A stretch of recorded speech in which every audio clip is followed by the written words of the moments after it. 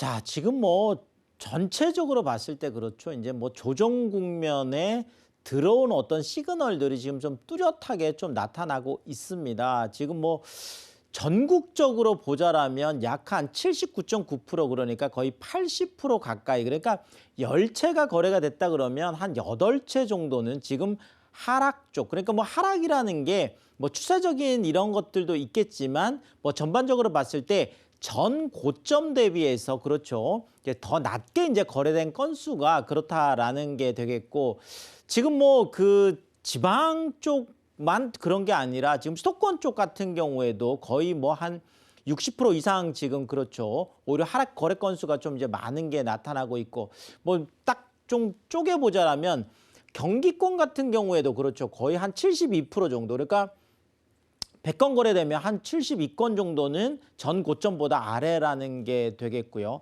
자, 그다음에 지금 뭐 인천 같은 경우도 한 뭐 62%까지 지금 거의 나오고 있고요. 자, 그리고 지금 서울 같은 경우만 하더라도 약 한 54% 정도가 그렇죠. 그러면 거의 한 절반 정도가 물론 또 거꾸로 또 따져보면 서울 같은 경우에는 아직까지도 한 절반 뭐 가까이 정도는 전 고점보다 좀 높은 것들이 뭐 있다. 그러니까 아직 반반 섞여 있는 거긴 하지만 뭐 계속 지금까지는 대세 상승장을 유지해 왔기 때문에 뭐 이런 어떤 수치들만 보더라도 지금이 뭐 조정기에 들어갔다. 뭐 여기에 대해서는 뭐 이렇게 이견이 없는 것 같습니다. 그렇다면 이런 조정기에 우린 또 어떤 투자 전략을 좀 세워야 될지 그 부분에 대해서 오늘 한번 살펴보겠습니다.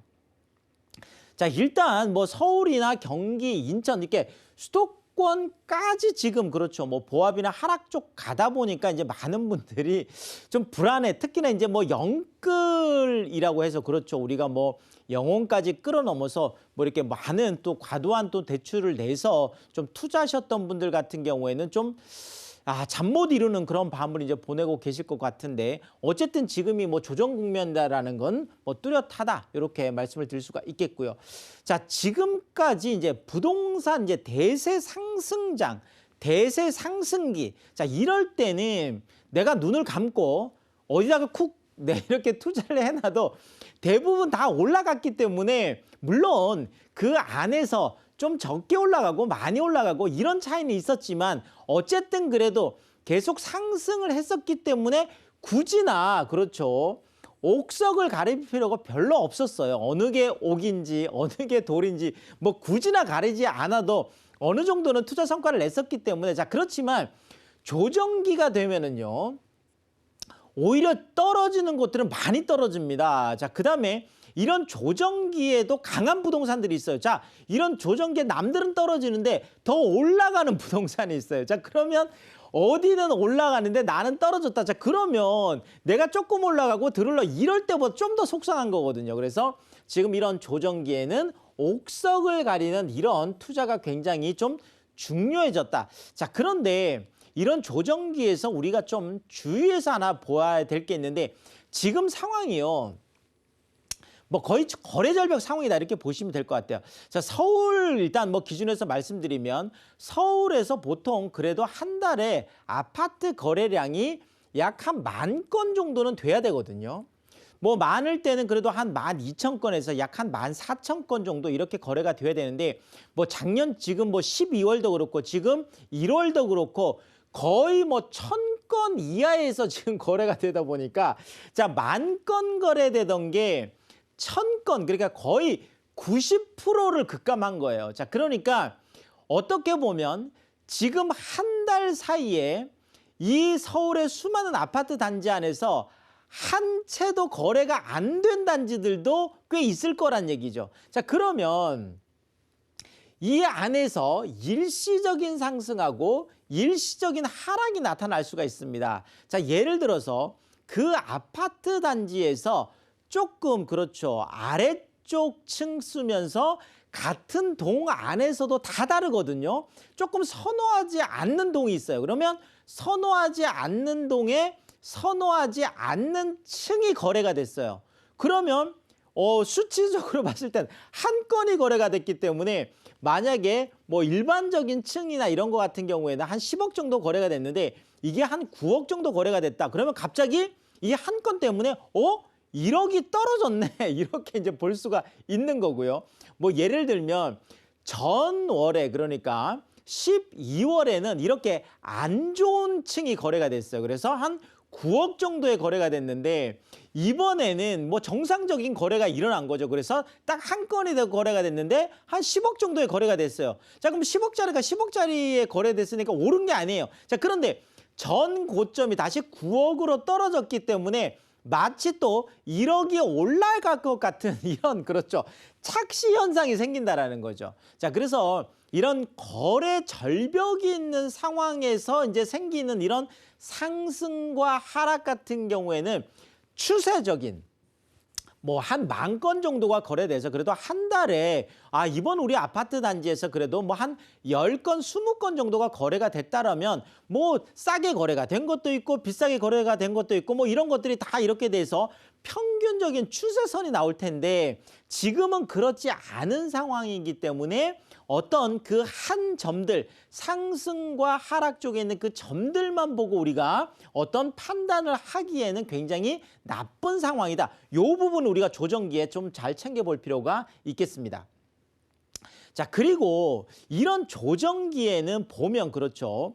좀 떨어지는 게 아무래도 지방 쪽이 좀 더 많이 떨어져요. 지방 쪽이 좀 이렇게 뭐 좀 체력이 조금 더 그나마 좀 약하다라고 할까요? 뭐 인프라 같은 부분도 있겠죠. 자, 그러니까 이런 조정기에 좀 뚜렷하게 나타나는 어떤 투자의 패턴을 보자라면 많은 분들이 지방보다는 좀 수도권 쪽을 좀 원하시는 것 같아요. 아무래도 이제 똘똘한 한 채라는 그렇죠. 뭐 수도권 쪽에 또 그나마 좀 똘똘한 한 채들이 좀 많이 있기 때문에 자, 그리고 수도권 안에서도 보면 경기나 인천보다는 아무래도 좀 서울 쪽을 많이 선호하는 이런 투자 패턴을 보이고 있습니다. 자, 이런 것들이 뭐 대세 상승장에서는 잘 나타나지 않지만 조정기에는 아무래도 그렇죠. 지방보다는 수도권 안에서도 경기와 인천보다는 좀 서울 쪽으로 많은 투자들을 하는 경향들이 있다라는 이 부분 좀 체크를 해드리면서 자, 그러면 서울 안에서도 보면 그렇죠. 서울의 중심권이라는 곳이 있고 서울의 또 외곽이라는 것이 있습니다. 그러면 중심권이라는 것을 어떻게 우리가 좀 알 수 있느냐 좀 편하게 좀 말씀드리면 자, 일단은 비슷한 가격대라면 자, 예를 들어서 33평 아파트 84제곱 전용 84제곱미터 33평 아파트가 약 한 그렇죠. 5억 정도 한다 그러면 자, 이쪽 저쪽 지역에 이런 것들이 많이 널려 있습니다. 그러면 비슷한 가격대라고 한다라면 아무래도 한강이 가까운 그렇죠. 한강 인프라를 좀 잘 누릴 수 있는 이런 쪽으로 조금 뭐 투자를 하시면 좋을 것 같고 자, 그다음에 지금 또 비슷한 만약에 가격대다 비슷한 입지다라고 한다라면 3대 업무지구 우리가 보통 종로 광화문 쪽 얘기하고요. 그다음에 강남 좀 얘기를 하죠. 그다음에 여의도 영등포 쪽을 얘기를 많이 하는데 이런 3대 업무지구하고 3대 도심이 겹쳐져 있습니다. 그래서 우리가 뭐 강남 쪽, 그다음에 여의도 영등포 쪽, 그다음에 종로 광화문 쪽 이런 쪽으로 좀 입지를 선정을 하면 좋겠습니다. 자, 그리고 이런 조정기에는 너무 무리하게 대출을 받는 것. 자, 지금 뭐 그렇죠. 또 많은 또 급락을 하고 있고 지금 같은 경우에는 금리 자체도 좀 많이 올라 있기 때문에 지금 과도한 레버리지를 활용해서 한다라는 건 조금 부담이 있어요. 자, 그러면 내가 현금이 한 2억 정도 있다. 그렇다면 과거에는 약 한 뭐 5억, 6억까지도 만약에 매입을 했다라면 지금 같은 경우는 오히려 3억대, 4억대 정도 이렇게 대출을 좀 적게 받는 쪽으로 소액 투자를 하는 걸 제가 좀 추천을 드리겠고요. 자, 또 하나는 지금 같은 경우에 소액으로 투자를 하면서도 대출 레버리지를 많이 활용하지 못하다 보니까 갭 투자를 많이 활용을 하시는데 전세를 안고 투자라는 거죠. 자, 그런데 이 갭 투자를 할 때도 당연히 시세 차익을 봐야 되겠지만 또 하나는 그것이 나중에 월세를 받을 수 있는지 이 부분까지 좀 체크를 해봐야 되겠습니다. 자, 그리고 마지막으로요. 자, 우리가 매수 타이밍을 맞추는 건 굉장히 어려워요. 자, 그렇지만 자, 매도 타이밍 같은 경우에는 내가 결정을 할 수 있습니다. 특히나 매도 타이밍 같은 경우에는 절세 전략까지 들어가기 때문에 내가 매수 타이밍을 무슨 쪽집게처럼 맞추려고 하는 것보다는 오히려 매도 타이밍 쪽에 좀 더 관심을 갖는 이런 투자 전략들이 성공적이다. 이렇게 정리를 드리겠습니다.